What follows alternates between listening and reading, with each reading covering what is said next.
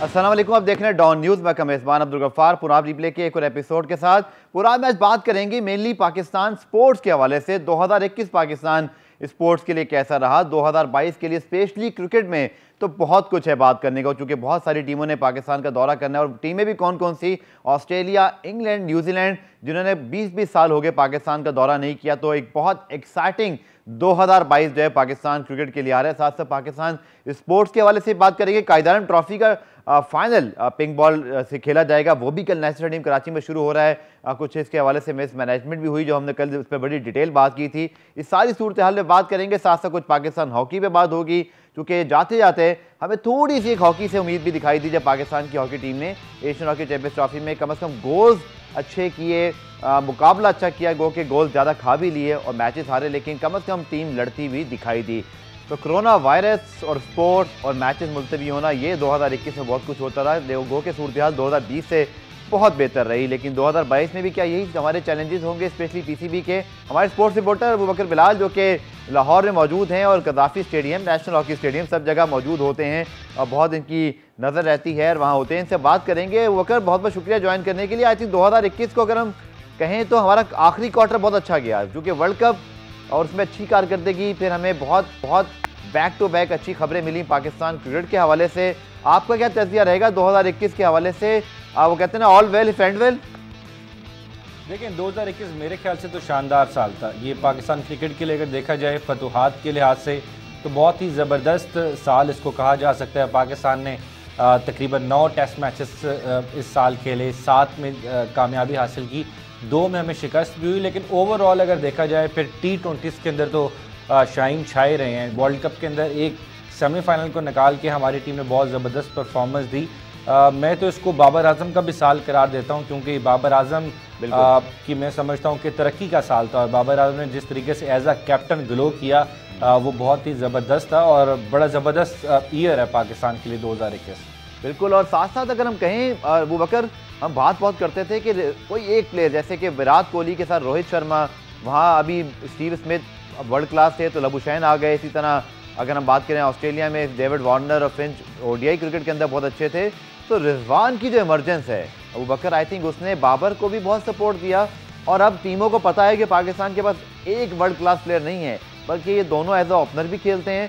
तो I think जहाँ आपने बाबर की बात की, मैं उससे एग्री करूँगा। सिर्फ एडिशन ये करना चाहूँगा कि उसी तरह हम इसको रिजवान का साल कह सकते हैं। और बहुत उन्होंने चीज़ों को गलत साबित किया, इनमें मैं भी शामिल हूँ। मैं खुद ओपन एडमिट कर लेता हूँ कि जब वो T20 में ओपन कर रहे थे तो मुझे भी अंदाज़ा नहीं था, मैं खिलाफ नहीं था, मुझे अंदाज़ा नहीं था कि इतना सक्सेसफुल ये तजर्बा होगा। तो hats off to Misbah ul Haq भी, जिन्होंने ये डिसीजन लिया उनसे और उनसे ओपनिंग करवाई। और बिल्कुल ऐसे ही है जी। 2 साल कराची किंग्स के बैंक में बैठे हुए दिखाई दिए रिजवान, PSL के अंदर इवन। लेकिन जिस तरीके से मुल्तान में जाके उन्होंने, और ये भी बड़ी इंटरेस्टिंग स्टोरी है कि रिजवान खुद चाहते थे कि वो किसी ऐसी फ्रेंचाइज में भी जाएं जहां पर वो ऊपर आकर खेल सके। और उन्होंने बड़ा, जो मेरी इतलात है कि बड़ी जिद करके कराची किंग्स को छोड़ी थी। हालांकि कराची किंग्स को उस वक्त रिटेन करना चाहता था और ये मुल्तान में गए। बकर, मुझे वो प्रेस कॉन्फ्रेंस भी याद है जो कराची में उन्होंने की थी, मैं वहाँ मौजूद था। वो जिस वक्त उनसे पूछा गया, आपको याद होगी, उन्होंने आते आते हिसाब बराबर करके गए थे वो। बिल्कुल ऐसा ही है और उन्होंने साबित किया। देखिए, क्वेश्चन बात ये, बिल्कुल आपने सही कहा, मैं अपने इंट्रो में वाकई भूल गया रिजवान की तारीफ करना। ये वाकई 2021 रिजवान का साल था एज अ बैटर। जिस तरीके से उन्होंने प्रूफ किया ओपनिंग में आके, खासकर बिल्कुल जिस तरह आपने कहा कि मैं भी नाकिद था उनकी ओपनिंग का और मैं खुद उनकी ओपनिंग का स्टार्ट के अंदर नाकिद रहा हूँ, लेकिन उन्होंने सबको गलत साबित किया है और बड़ी ज़बरदस्त परफॉर्मेंस दी है। जो आपका क्वेश्चन था ना कि अब बाबर का साथ बन गए हैं मोहम्मद रिजवान, बहुत ज़बरदस्त बात है। पाकिस्तान टीम की तरक्की का मैं समझता हूँ जो हमने फतूहात समेटी हैं उसके अंदर बहुत बड़ा हाथ इस जोड़ी का भी है। हर टीम के अंदर कहीं ना कहीं, जिस तरह आपने रोहित की और विराट की एग्जांपल दी, अगर पाकिस्तान के पास्ट में देखें तो मिसबाह यूनुस इससे पहले थे जो कि बिल्कुल संभाल के रखते थे टीम को। उससे पीछे जाएं तो हमें मोहम्मद यूसुफ, इंजमाम, यूनुस वगैरह दिखाई देते हैं कि ये एक टीम के अंदर कुछ ग्रेट्स होते थे। तो अब जिस तरीके से पाकिस्तान के कप्तान बाबर आजम का साथ देने रिजवान, बहुत अच्छी वजह, मैं समझता हूँ यही वजह पाकिस्तान टीम की। जरा बात करते हैं दोबारा पाकिस्तान क्रिकेट के हवाले से ही। और वकर, अगर हम परफॉर्मेंस की बात करें, खिलाड़ियों की, उस जानिब दोबारा बात करेंगे, लेकिन क्रिकेट बोर्ड के मामला भी बड़े दिलचस्प रहे, क्योंकि साल के आगाज़ में शायद कोई सोच नहीं सकता था कि एहसान मानी और वसीम खान साल के आखिर में इस क्रिकेट बोर्ड में मौजूद नहीं होंगे। शायद एक्सटेंशन मिल जाएगी। वसीम खान साहब को तो फरवरी 2022 तक करना था, लेकिन बड़ी जल्दी मामला तब्दील हुए वर्ल्ड कप से पहले। बिल्कुल ऐसे ही है, इंतज़ामी तौर पे तो काफ़ी ज़्यादा तब्दीली आई है पाकिस्तान क्रिकेट बोर्ड के अंदर।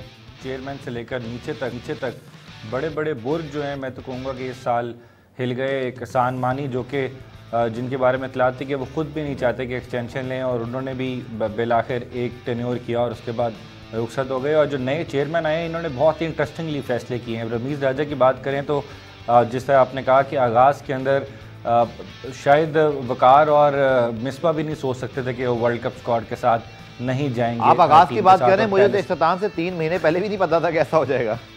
बिल्कुल ऐसे ही है, इवन कि 1 महीना पहले तक, 1.5 महीना पहले तक भी नहीं पता लग रहा था कि शायद ऐसा होगा, और लेकिन हुआ। और उसके बाद एक हमें सकलान मुश्ताक के साथ हम गए वर्ल्ड कप के लिए और रिजल्ट भी बड़े अच्छे आए। जिस तरीके से स्ट्रेटेजिक पार्टनरशिप। अगर मैं आपसे पूछूं कि इस साल की सबसे जो सरप्राइजिंग न्यूज़ थी वो यही थी जो मिसबा और वकार की अचानक, आपको याद है टीम अनाउंस हुई थी हमारी, और उसके बाद अचानक से वो जो प्रेस रिलीज आई तो बहुत ही हैरान कौन था। अभी तो उस खबर से नहीं, मुझे अभी उस खबर पे तजिया हो रहा था और ब्रेकिंग न्यूज़ आ गई थी। I think this is the most surprising moment for the Pakistan cricket in the 2021। इसमें कोई शक नहीं है, आपने बिल्कुल सही तशरीह की। और ये ऐसी न्यूज़ थी जिसको ना शायद क्रिकेट लवर बहुत जल्दी एक्सेप्ट कर सके, ना क्रिकेट जर्नलिस्ट और बाकी जो क्रिकेट को चाहने वाले लोग हैं, इवन के ग्लोबली वो भी नहीं इस फैसले को समझ पा रहे थे। लेकिन ऐसा हो गया और बिल्कुल वर्ल्ड कप से पहले हुआ। मिसबा का और वकार यूनुस साहब टीम को छोड़कर अलहदा हो गए, तो एक ये बड़ी इंटरेस्टिंग और सरप्राइजिंग न्यूज़ थी। सीरियसली इसको 2021 ही कहा जा सकता है। पाकिस्तान की टीम भारत के खिलाफ आईसीसी वर्ल्ड कप में अबू बकर कामयाबी हासिल करने के बाद जीत का जश्न मना रही है। डेफिनेटली पाकिस्तान क्रिकेट नहीं बल्कि स्पोर्ट्स का मोमेंट ऑफ द ईयर कह सकते हैं इसे।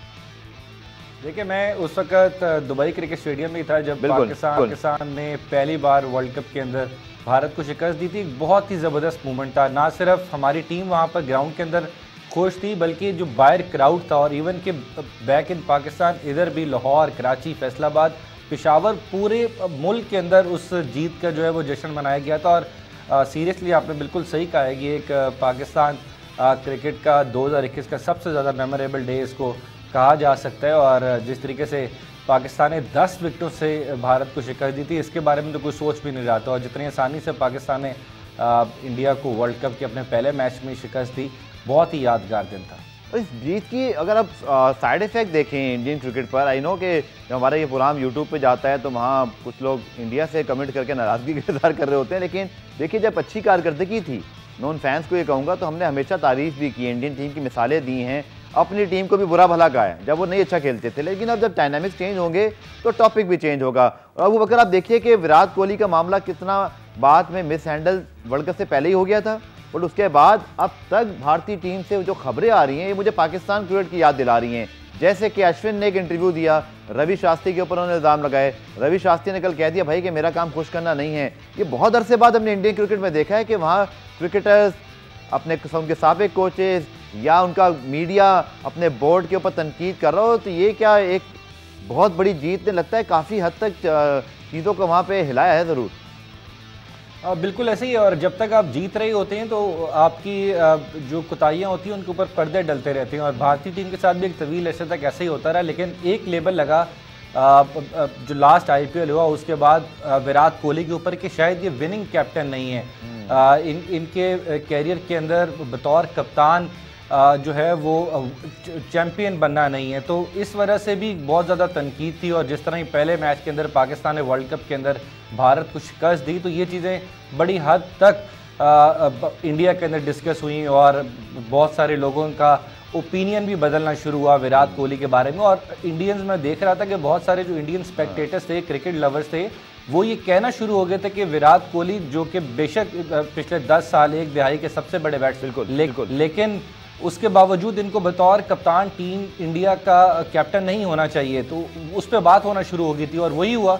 लेकिन उससे ज़्यादा सरप्राइजिंग सीरियसली यही था कि जिस तरह आपने कहा कि इंडिया जो विराट कोहली के साथ हुआ इन ODIs और उनको 1.5 घंटा पहले बताया जाता है, तो ये तो फिर तब्दीली तो हुई है। ये शिकस्त की ही चीज़ें हैं जो कि बाद में कप्तान को भी भुगतना पड़ी और टीम इंडिया को भी भुगतना पड़ी। बल्कि अबू बकर, अगर हम बड़ा इस पर फेयर एनालिसिस करें, मेरे ख्याल में तो जो विराट कोहली ने बाद में जिस तरह चीज़ों को बताया साउथ अफ्रीका में जाने से पहले प्रेस कॉन्फ्रेंस में कि वो कितने अंदर से दुखी थे, उन्होंने सारी चीज़ों को एक्सप्लेन किया in a very graceful manner, but उन्होंने सच बताया। तो मुझे तो लगता है कि अबू बकर पाकिस्तान टीम का आधा काम तो भारतीय बोर्ड ने आसान किया वर्ल्ड कप से पहले। जिस तरह से वो खबर लीक हुई कि उनको शायद नहीं रखा जाएगा, फिर विराट कोहली का ट्वीट आना कि मैं वर्ल्ड कप के बाद कप्तानी जारी नहीं रखूंगा, और ये आप तो वहाँ मौजूद थे। ऐसी भारतीय टीम की जो बॉडी लैंग्वेज हमने कभी बहुत अरसे से देखी नहीं थी। दे लुक लाइक कि टीम परेशान है, स्पिरिट नहीं है, और फैसले भी अजीब व गरीब। कहाँ वो आप अश्विन को स्क्वाड में रखते हैं बट खिलाते नहीं, और कहाँ पे रोहित शर्मा को न्यूजीलैंड वाले मैच में आपने ओपनिंग से ड्रॉप कर दिया। तो लोग टोटल क्याओस, बहुत ज़्यादा लग रहा था कि यहाँ कहीं ना कहीं बहुत ज़्यादा प्रॉब्लम मौजूद है, और इसमें पाकिस्तान टीम का काम भी आसान हो गया। फिर देखिए, बेनिफिट ऑफ डाउट कह सकते हैं इसको, लेकिन जिस टाइम टीम इंडिया मैदान में उतरी थी बिल्कुल ऐसा नहीं लग रहा था कि वो जेल नहीं है। अंदर से बेशक बिखरी हुई हो, आपकी बात बिल्कुल ठीक है, वो अंदर से डैमेज हो सकते हैं, लेकिन वो मैच पाकिस्तान ने मैं समझता हूँ कि बड़ा कन्विंसिंगली जीता। लेकिन एक फैक्टर ज़रूर हो सकता है, बहुत सारी गलतियाँ की टीम इंडिया ने इस वर्ल्ड कप के अंदर। इवन कि हार्दिक पांड्या के ऊपर बात हो रही थी कि ये अनफिट हैं, नहीं खेल पाएंगे, लेकिन विराट कोहली ने उन पर भी एतमाद किया, उन्होंने भी मायूस किया। तो क्वेश्चंस उठे ज़रूर हैं, जिस तरह आपने भी कुछ एग्जांपल्स दी हैं।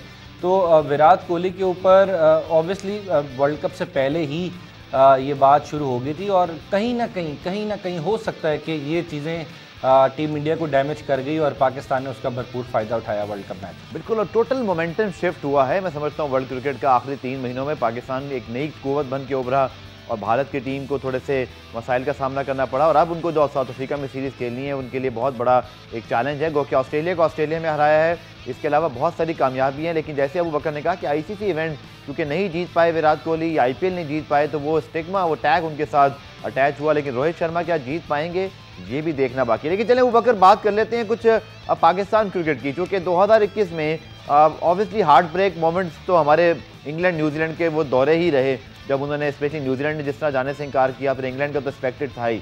But what a turn around for Pakistan then. 2022 के लिए इतनी सारी अनाउंसमेंट आ गई हैं कि अभी से जो है ना वो कहते हैं एक्साइटमेंट लेवल मेरा तो बहुत हाई है कि पहले PSL है, फिर ऑस्ट्रेलिया, फिर वेस्ट इंडीज़ है, फिर इंग्लैंड है, फिर वर्ल्ड कप है, फिर न्यूजीलैंड ने आना है।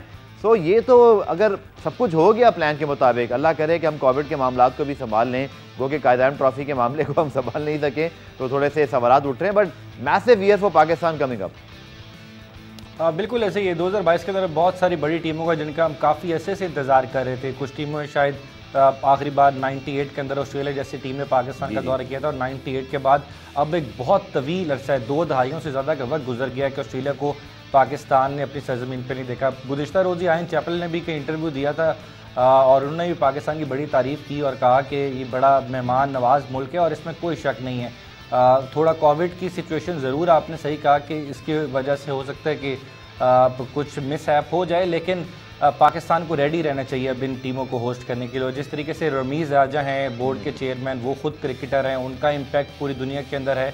इसके साथ साथ जो वज़ीर आज़म है वो भी इमरान खान है, वो भी क्रिकेटर हैं। बिल्कुल, बहुत सारी दुनिया का एतमाद की वजह ये पर्सनैलिटीज़ भी हो सकती हैं। गो कि ये पिछले साल ही डिसाइड हो गया था, लेकिन अच्छी बात है अब 2022 के अंदर पाकिस्तान के जो अंदर स्पेक्टेटर्स हैं, क्रिकेट लवर्स हैं, वो बड़ी टीमों को अपने ग्राउंडों में देख सकेंगे।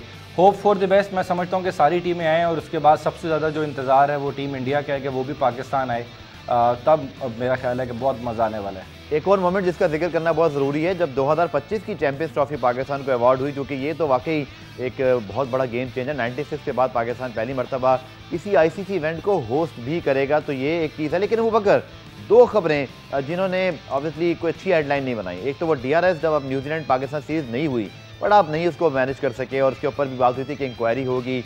मुझे बताइएगा कि क्या बाद में आने वाले कुछ इस्तीफे उसका ताल्लुक क्या बराह रास्त इससे था? और दूसरा, अभी कल फाइनल शुरू हो रहा है कायदान ट्रॉफी, आपने देखा किस अंदाज से 5 स्टार होटल से किसी विनिंग टीमों को, जो कि बेस्ट टीम है आपके सीज़न की, जिसके ऊपर इतनी बात हुई, पूरा सिस्टम चेंज हो गया, पूरा सिस्टम लिटरली। आपने नौकरियां ख़त्म की, आप नया सिस्टम लेकर आए, और आखिर में आपके फाइनल की टीमें कहते हैं ना 3 स्टार होटल में जाके जो है वो उनको वो भी बायो सिक्योर बबल को तोड़ते हुए, उस चीज़ को, एनवायरनमेंट को रिस्क पे डालते हुए। It's not a good headline, और इसकी कोई इंक्वायरी आप समझते हैं? आप अभी लाहौर में मौजूद हैं, क्रिकेट बोर्ड क्या सोच रहा है इसके ऊपर? इसके ऊपर तो कोई एक्शन होना चाहिए।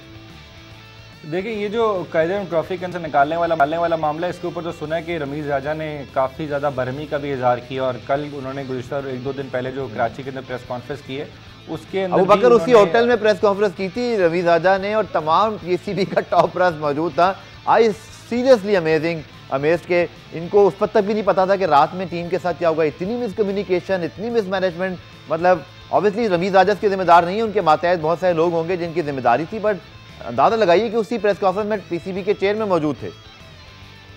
बिल्कुल ऐसा ही है जी। अभी इसको अलमिया कहें, मैं तो समझता हूँ कि इसको तो बहुत सख्त इस पर इंक्वायरी होनी चाहिए और जो लोग भी इसके जिम्मेदारान हैं उनको मेरा नहीं ख्याल कि मज़ीद जॉब पे रखने का भी हक है। जितनी बड़ी ये कोताही है, आपकी 2 फाइनलिस्ट टीमें हैं जो कि जिनके साथ ये बर्ताव हुआ और आधी रात को उनको एक होटल से निकाल के और बाहर लॉबी में खड़ा कर दिया जाता है, तो ये अनटॉलरेबल मेरे नज़दीक वाक़या है। और रमीज़ राजा से उम्मीद भी मुझे यही है कि वो इसके ऊपर भी सख्त एक्शन लेंगे। लेकिन जहाँ तक आपकी पहली बात है कि ब्रॉडकास्टिंग ना होने, वो जो DRS का जो था उसके ऊपर मेरा नहीं ख्याल कि सिर्फ उस एक वाक़े की वजह से जो है ये तब्दीलियाँ हुई हैं। इसके अंदर मल्टीपल रीज़न्स थे।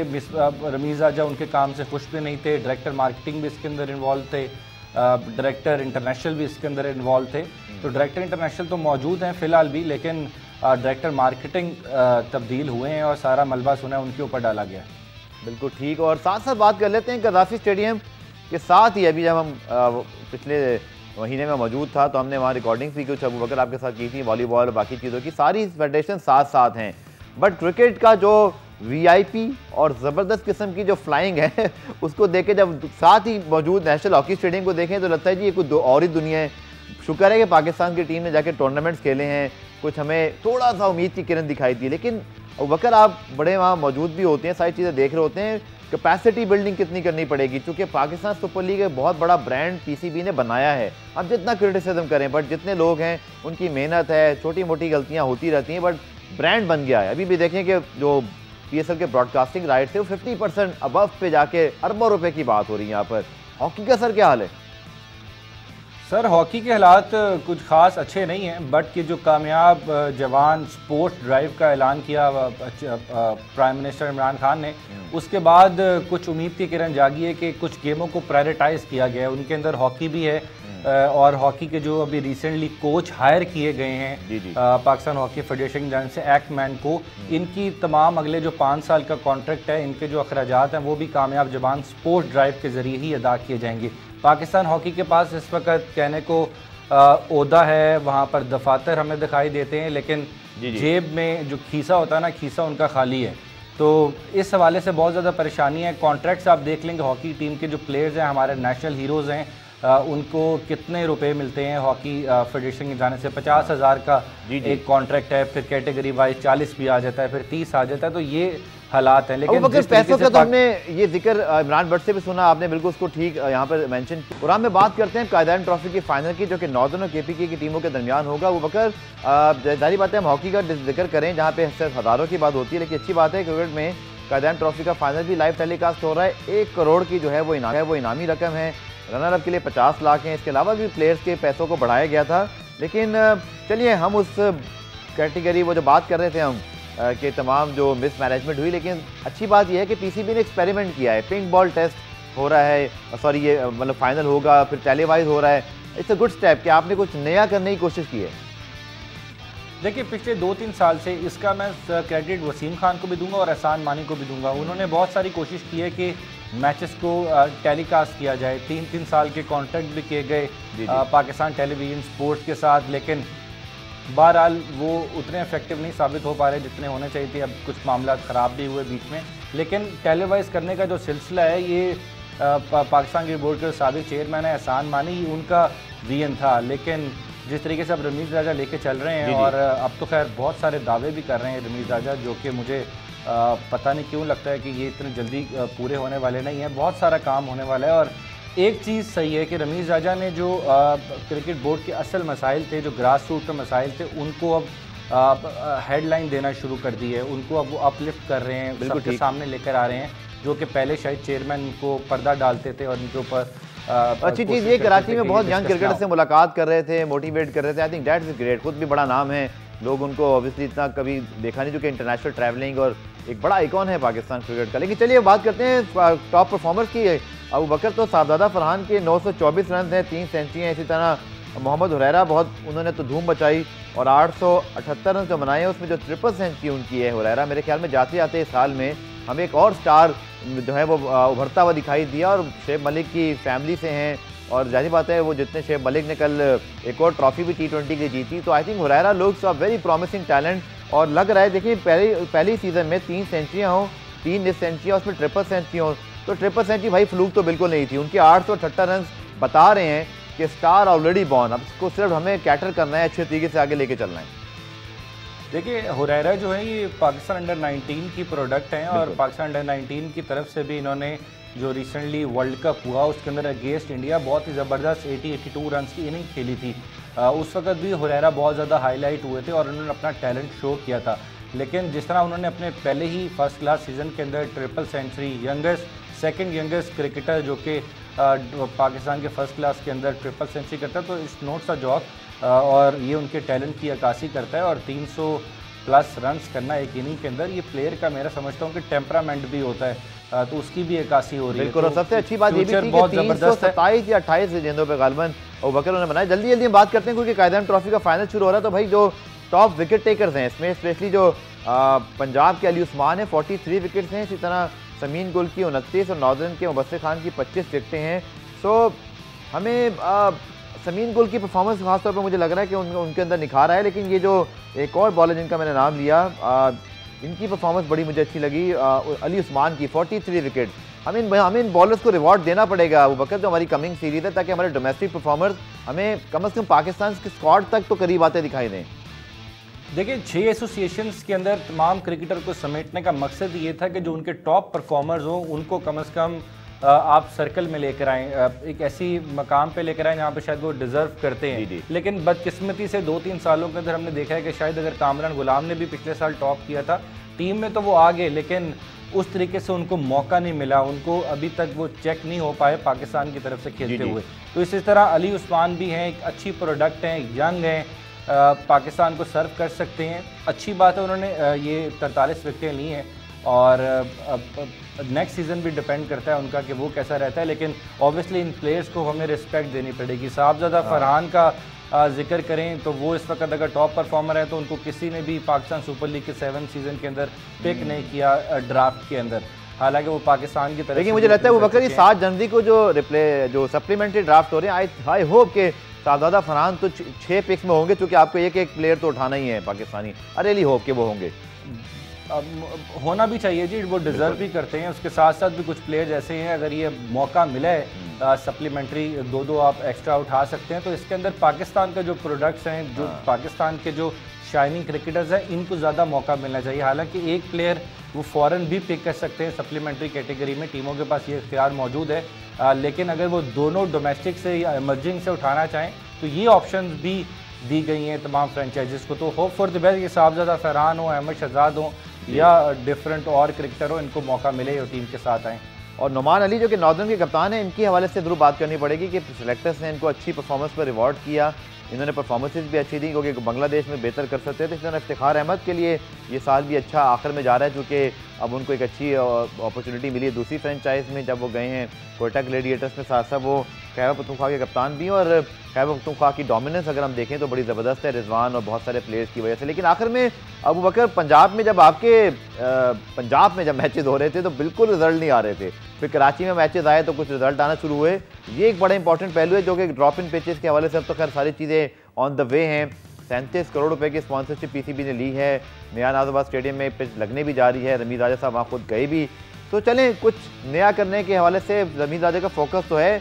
डिबेट हो सकती है कि ड्रॉप इन पिचेस के 37 करोड़ रुपये शायद कहीं और लग जाते हैं तो वो भी अच्छा होता, लेकिन चलें स्पॉन्सर लेकर आए हैं और काम कर रहे हैं। देखिए 37 करोड़ के 2 ड्रॉप इन पिचेस को डिफेंड करना मुश्किल होगा इनके लिए। इतने पैसों में मेरा ख्याल था कि शायद ये अगर ऑस्ट्रेलियन मिट्टी भी बुला के इसी तरह 4 पिचेस लाहौर में तैयार करते, 4 पेशावर में, 4 मुल्तान में और डिफरेंट अपने जो ग्राउंड्स हैं वहाँ वेन्यूज़ हैं, उधर अगर वो उनको बनाया जाता तो ज़्यादा बेहतर होता। इन 2 से तो शायद कौमी क्रिकेटर्स ही फ़ायदा उठा पाएंगे, या जो हाई परफॉर्मेंस सेंटर के अंदर क्रिकेटर होंगे उनको यहाँ पर मौका मिल जाएगा ट्रेनिंग करने के लिए। तो आपके मैचेस उस तरीके से नहीं हो सकते इन पिचेस के ऊपर, जो खास तौर आपका फर्स्ट क्लास है और सेकंड 11 है, तो बहुत सारा काम करने वाला है। सिर्फ ड्रॉपिंग पिचेस नहीं, इनके अलावा मेरा ख्याल है कि बाहर से मिट्टी मंगवा के अच्छी विकेट्स बननी चाहिए तमाम वेन्यूज़ के ऊपर। चलिए देखते हैं कि भारत कायदान ट्रॉफी का फाइनल जिस पिच पर होता है वही बड़ी तगड़ी होनी चाहिए ताकि अच्छा मुकाबला लोगों को देखने को मिले। वकर आपका बहुत बहुत शुक्रिया। प्रोग्राम में कोशिश की कि 2022 के हवाले से हम कंप्लीट बात करें। पुरान रिप्ले पर फीडबैक देना हो तो आज रिप्ले के हैशटैग के जरिए आप दे सकते हैं। पुरान रिप्ले आज देखने का शुक्रिया। कल दोबारा से मुलाकात होगी, तब तक के लिए अल्लाह हाफ़िज़।